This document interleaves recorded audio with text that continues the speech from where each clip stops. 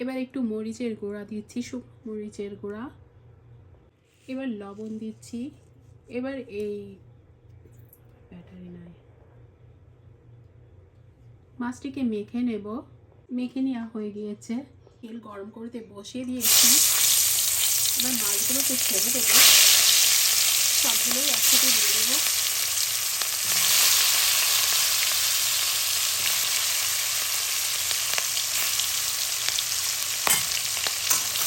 মাছটাকে হালকা ভেজে নেব। ইলিশ মাছ অনেক ভাজলে ভালো লাগবে না।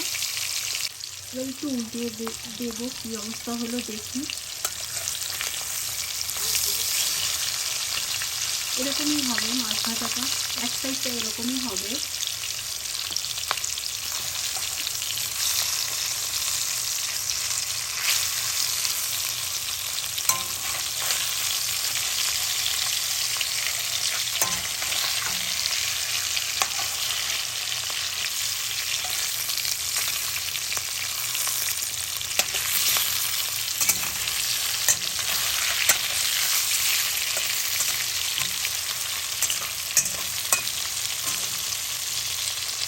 ভাজতে ভাজতে একটা মশলার একটা মিক্সচার তৈরি করে নেব। তাই জন্য বাটিতে হাফ বাটির মতো জল নিয়েছি। এর ভিতর আমি দিচ্ছি জিরার গুঁড়া 2 চামচের মতো,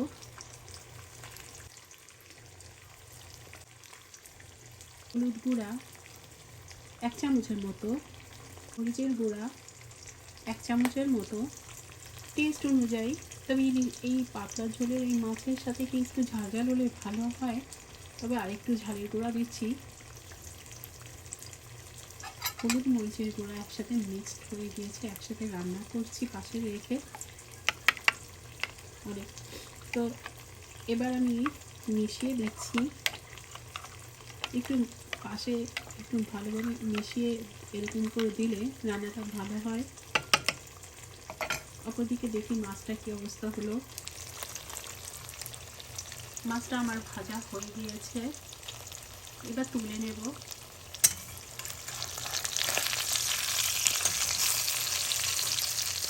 মাছগুলো তুলে নিয়েছি। ওই মাছ ভাজা তেলের ভিতর 3টা শুকনো মরিচ, মরিচটা যখন একটু ভাজা হয়ে যাবে তখন 5 ফোড়ন দেবো 1 চামচের মতো।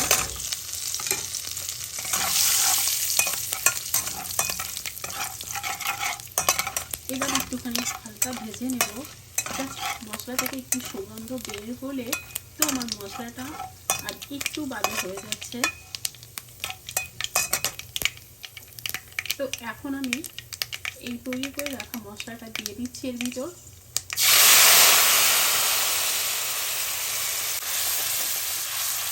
এবার গ্যাসের ফ্লেমটা হাই করে দিয়ে আমি মশলাটিকে একটু কষিয়ে নেব।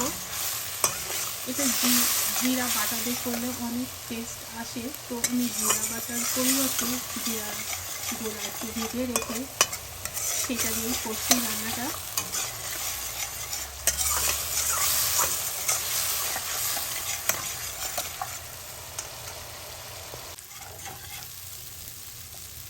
মশলাটা আমার কষানো হয়ে গিয়েছে, তো এখানে আমি 1 গ্লাসের মতো জল দিয়ে দিচ্ছি।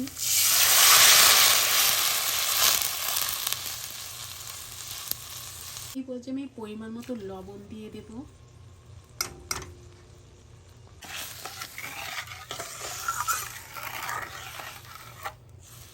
এবার ঝোলটা ফুটে ওঠা পর্যন্ত অপেক্ষা করতে হবে।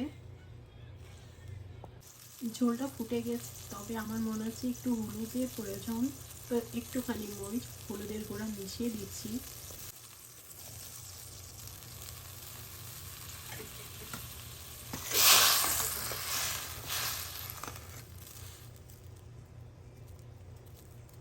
এবার ঝোলটা দারুণভাবে ফুটে গেছে, তো এই মাছগুলো দিয়ে দিচ্ছি।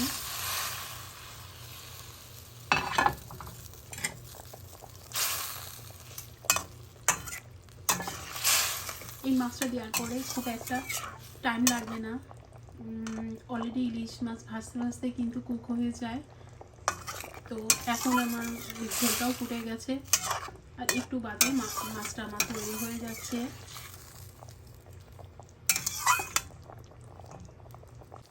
মাছটিকে জাস্ট একটু উল্টে দিতে হবে।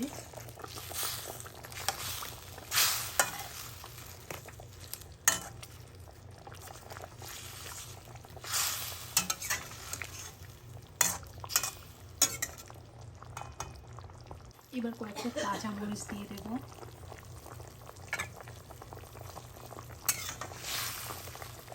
রান্নাটা আমার তৈরি হয়ে গিয়েছে।